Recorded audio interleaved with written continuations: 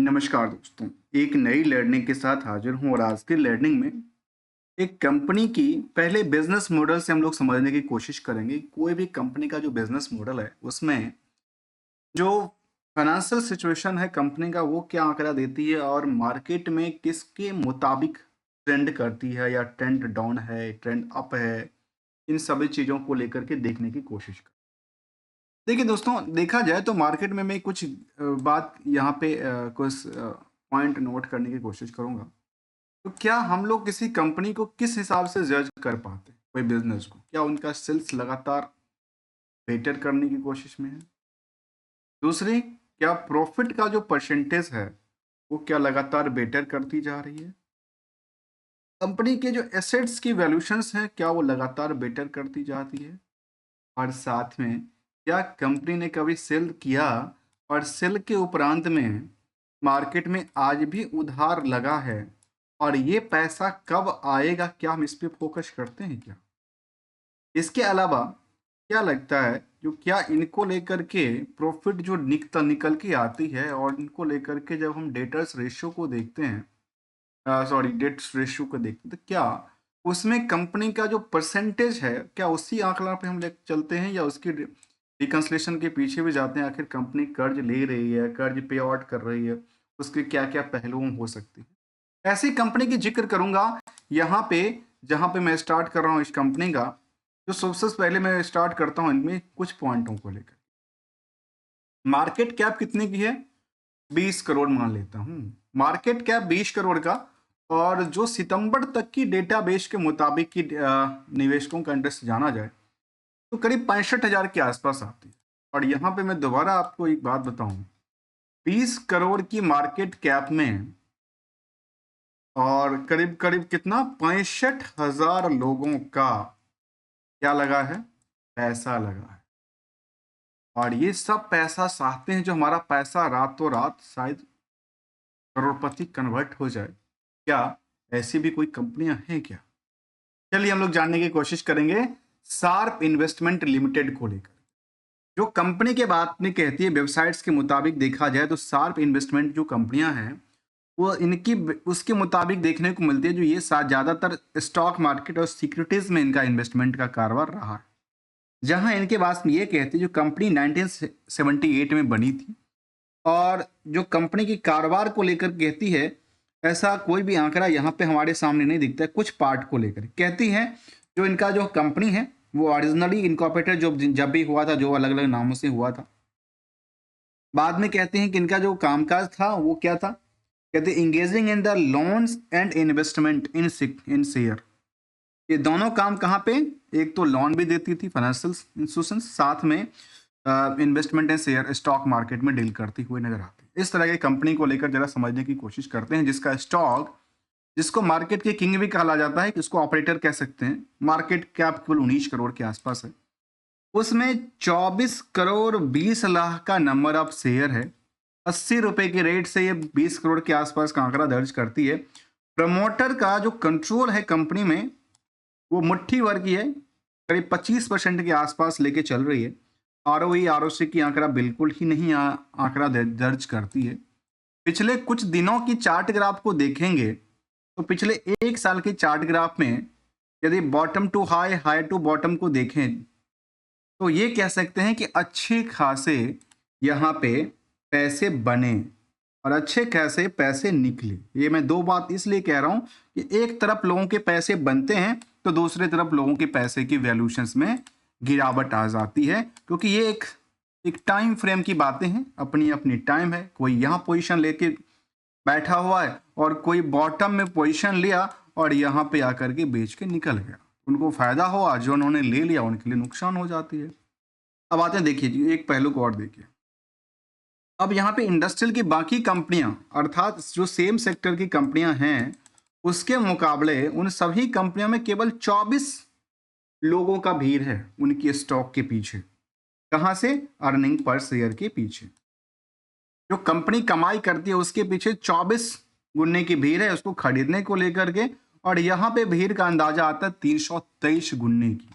मतलब इसके अकॉर्डिंग यहाँ इतनी खचाखच भीड़ है जो आप अंदाजा नहीं लगा सकते, जहां आज भी बुक वैल्यू से स्टॉक की प्राइस केवल 70% भी उछलती नहीं आई है। इंट्रिंसिक वैल्यू बिल्कुल साइलेंट है, क्योंकि कोई एसेट्स की बात हो ही नहीं होगी, क्योंकि ज़्यादातर पैसा जो लिया दिया और स्टॉक मार्केट में डील करती है। 1977 में कंपनी बनी थी sharp investment offer for the financial service to commercial, industrials and financial clients को लेकर कंपनी कामकाज थे। डेट टू इक्विटी बिल्कुल फ्री की बातें करती है, करंट रेशियो की नंबर कहती है, और एक एग्जांपल के साथ और समझाता हूं।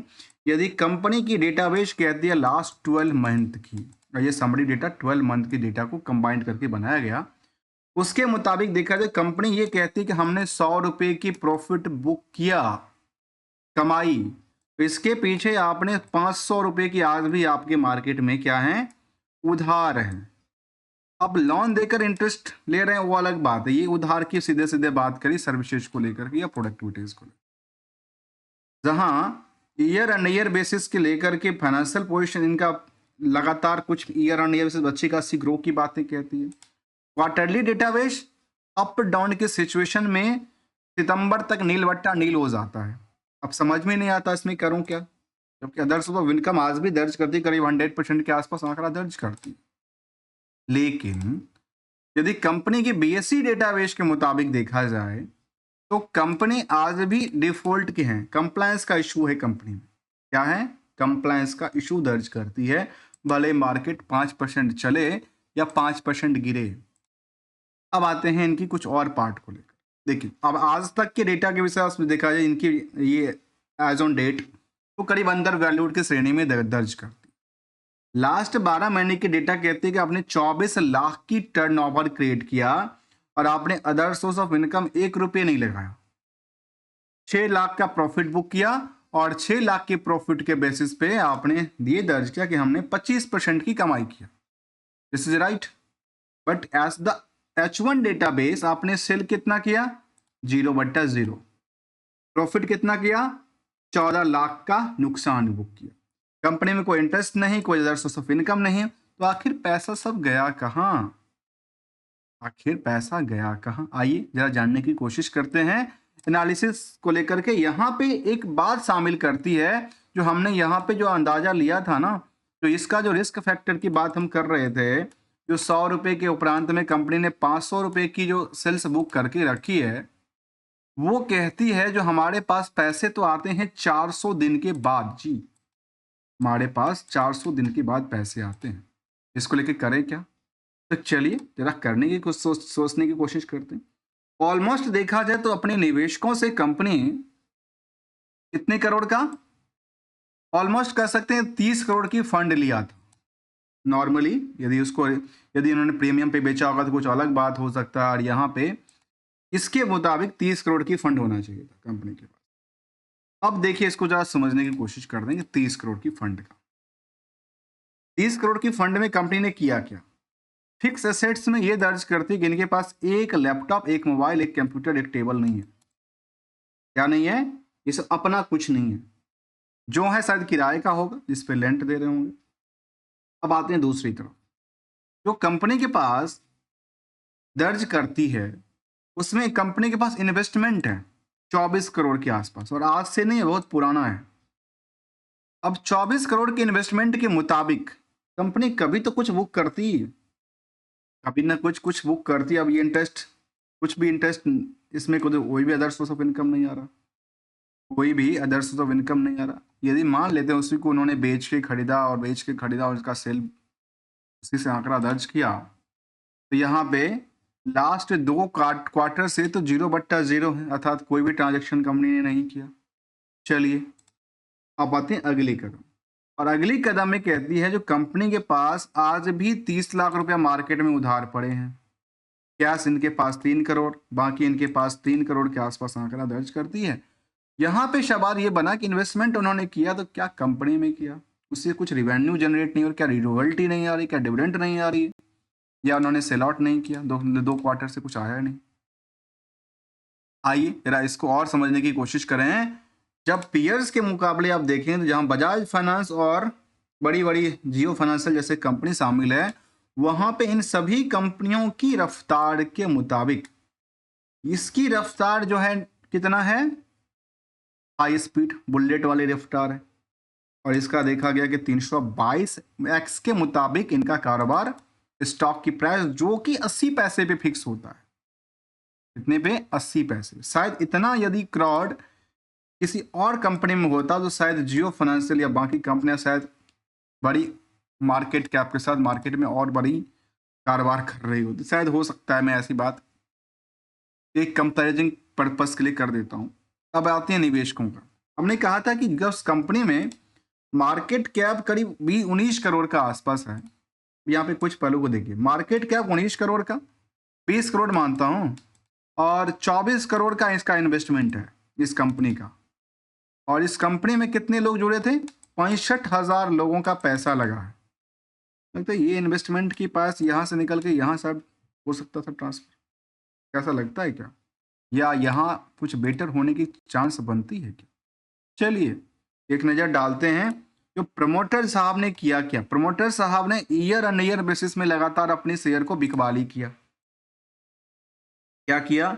लगातार बिकवाली किया।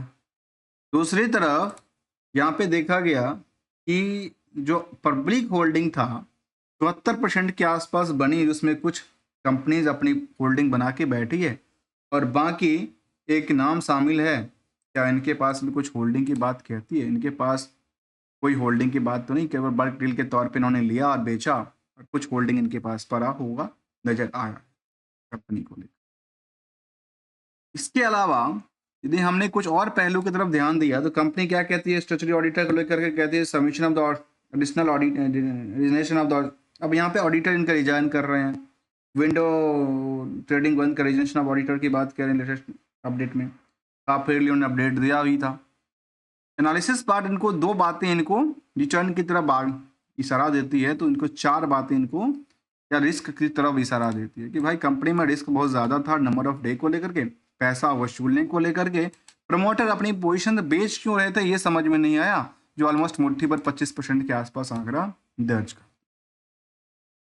मिलेंगे कुछ नई स्टडी के साथ दोस्तों। सिंगल से हम लोग हमेशा एक डिस्कस करते हैं और वो ये कहते हैं कि जब मार्केट में या अपनी कहीं भी यदि इसको बिजनेस पर्सपेक्टिव से देखें तो यदि पैसे बनते हो तो बनाना चाहिए, नहीं बनते हैं तो कम से कम अपनी कैपिटल को सेव करते रहना चाहिए। ये एक गोल्डन रूल हमेशा याद रखना चाहिए कि मार्केट जिस ट्रेंड में है उसी ट्रेंड में हिसाब से मार्केट क्या करती है, चलती नजर आती। नहीं तो हम कहावत कहते हैं जो बाढ़ में जब किसी चीज़ों को आप रोकने की प्रयास करेंगे पानी को, शायद वो रुकने की नाम नहीं लेता। वैसा ही हाल कई बार ट्रेंड में देखने को मिलता है। और ओवरऑल देखा गया कंपनी 3 साल, पिछले 5 साल, 10 साल में एक बार बड़ी पंप हुई थी, आधे मार्केट चली नहीं। मिलेगी कुछ नई के तब तक के लिए विदाउट किसी रिकमेंडेशन एडवाइजरी को लेकर के। यदि आपको अच्छा लगा हो तो वीडियो को लाइक, चैनल को सब्सक्राइब करना मत भूलिएगा। Thanks for the joining us.